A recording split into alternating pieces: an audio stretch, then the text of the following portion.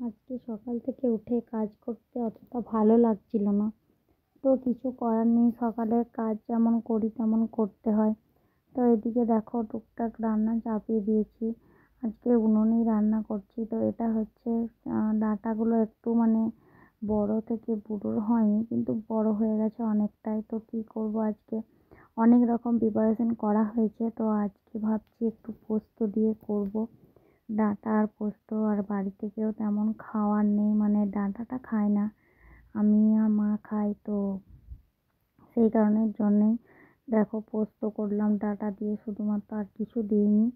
তো এরপর টুকটুক করে রান্না দেখাচ্ছি।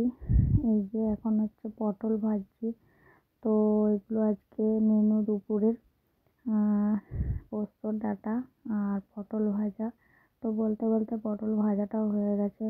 এরপর চাপাবো হচ্ছে পেঁয়াজ ভাজছি। এরপরে ঝিঙ্গে আর আলু দিয়ে পেঁয়াজ দিয়ে এটা একটু সর্ষে দিয়ে করব। এটা আশা করি সবাই প্রতিটি বাড়িতেই বেশিরভাগই হয়। তো এটা একটা নুন ঝালের প্রিপারেশন, তো ভালো লাগে খেতে সর্ষে বাটা দিয়ে। তো যেটাকে পোড়া বাংলায় বলে যে ঝিঙে আলুর ঝাল দিয়া, যেটা আমরা বলে থাকি। তো ভালো লাগে। তো দেখো প্রথমে পেঁয়াজগুলো দিয়ে একটু জিরে ফোড়ন দিয়ে একটু ভেজে নিলাম। তারপর হচ্ছে আলু আর ঝিঙে দিয়ে কষাতে থাকলাম। তারপর অনেকক্ষণ কষানোর পর নুনটা দিলাম, কারণ ঝিঙে থেকে এমনি জল বেরিয়ে যায়। তো দেখো কষানো হয়ে গেলে তারপর দেবো সর্ষে বাটা। এই যে দেখো সর্ষে বাটাটা বেটে রেখেছিলাম, তো সেটা দিয়ে দিলাম। তারপর দেখো এর মধ্যে নুন, হলুদ আর হচ্ছে একটু জিরে গুঁড়ো আর একটু আদা বাটা, সর্ষের সাথে আদাটা বেটে রেখেছিলাম, তো সেগুলো এখানে অ্যাড করে দিলাম। তো এখন একটু নেড়ে চেড়ে তো সর্ষেটাও দিয়ে একটু কষিয়ে নেব।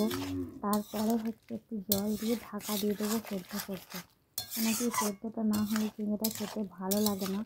তো এটা একটু নুন ঝাল করতে হয়, কেউ কাঁচা লঙ্কাও দিতে পারো, কেউ শুকনো লঙ্কাও দিতে পারো। আমার কাছে অনেক কাঁচা লঙ্কা হয়ে গেছে, তাই কাঁচা লঙ্কা দিয়েছি। তো দেখো এখানে হচ্ছে তারপর আমের চাটনি করেছিলাম। পাকা আম একটা ছিল। তো এখন তো বাজারে সব রকম আমই পাওয়া যায়। ওদিকে সোনা দেখো আইসক্রিম খাচ্ছে বসে বসে, এই যে খাওয়া দাওয়ার পরে। তারপর দেখো এখন হচ্ছে এটা বিকেলবেলা একটু চা স্ন্যাক্স নিয়ে বসে গেছিলাম। তো এই যে তারপর হচ্ছে